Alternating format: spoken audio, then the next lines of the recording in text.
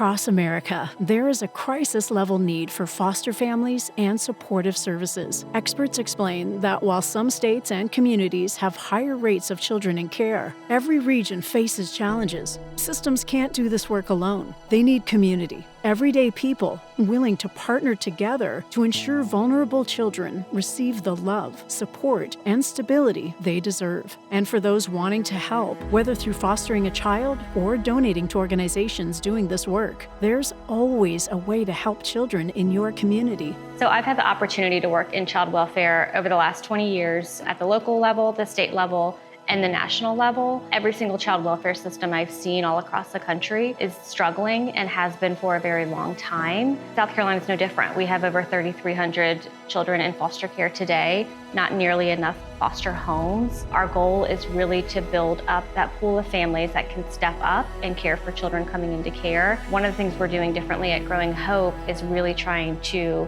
get reconnected with our communities and rebuild those bridges to bring in families that can really serve the need of foster children coming into care. When a child comes into care, we really want to keep that child in that community, placed with their siblings, where they have that familiarity. I think we are already pretty hardwired as a society in this country to want to help, to want to step up. You know, you see a child walking without a parent, you're going to wander up and say, you know, where's your mom, where's your dad? A child gets hurt on the playground, you see that swarm of parents come to the rescue. Working to transform the experience of foster care, Growing Hope delivers quality, strengths-based services to families, youth, and children throughout South Carolina. Believing in partnership, data-driven approaches, and quality over quantity, we provide prevention services to strengthen families, foster care for children and youth who cannot safely remain in their home, and transitional living for young adults who have aged out of foster care without a permanent connection, providing them a safe place to live and wrapping them with support to launch into the world successfully.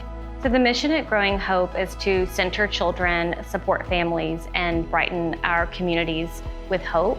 We're really focusing on moving sort of upstream in the system to prevent families from coming into foster care and to really strengthen them. We offer an array of services. We offer behavioral health, therapeutic services. We also operate the Strengthening Families program. It's an evidence-based model. That's a program to strengthen those dynamics in families and really keep stability as the primary focus, keeping them stable, connecting them to resources, building out that network of support for them to be able to be strong and care for their children.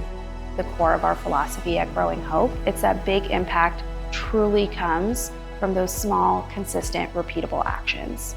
And we hope that we can encourage families and agencies and schools and communities to all wrap around together to support a child and give that child some semblance of predictability and normalcy. We provide supports to make sure siblings stay together, that we're not pulling a child out of school to where they're losing their friends or their sports team or their dance team. Our goal is never just to improve those metrics, it's to improve lives. Everyone deserves a safe, loving, and permanent family.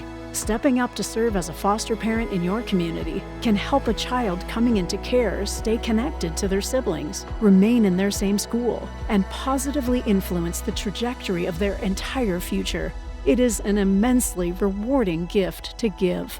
We got married later in life. We waited a hot minute to explore having children, and then we found out that biologically we were unable to do so. And we started to kind of look at our situation and say, you know, there's too much blessing here to not share. We watched some videos and felt very called and pulled to go in that direction with growing our family. We made the phone call and we had our first foster daughter by August. The resources and the guidance that they were able to provide, just this constant reassurance that, you know, we got you. Having this awesome, rewarding experience of having this tiny human in our life and watching us with all those things be able to help her through her trauma behaviors and things that she was and still is healing from. So it's just been a really cool opportunity to not only be the parents that we've always wanted to be, but the opportunity to see our foster daughter grow and be successful.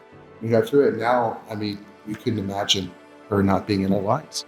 Growing Hope has been amazing advocates for us, and every time we've turned around and needed help, they have been there to listen and to offer resources.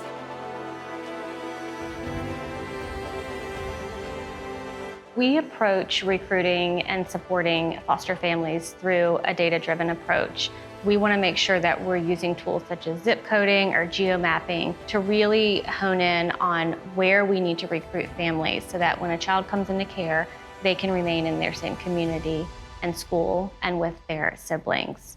We also really value partnerships. One of the tools that we're using is called Connect Our Kids. It's a family finding tool where we can build a support network out for the families that are struggling or for kids that we may be needing to look for kinship or fictive kin with. We're really focused on bringing in our local partners, our national partners to deliver the best services possible for children and families. Foster care can seem scary, it can seem unfamiliar. I would just encourage families that have even had that curiosity to just lean into that and explore a little more. We do have a self-assessment on our website. It's a tool developed by Spalding for Children out of Michigan, where you could just go on and do a little self-check to see if it's something that might be a good option for you and your family. When a child needs safety and care, the right door needs to open quickly to the other side, where steadiness and hope reside.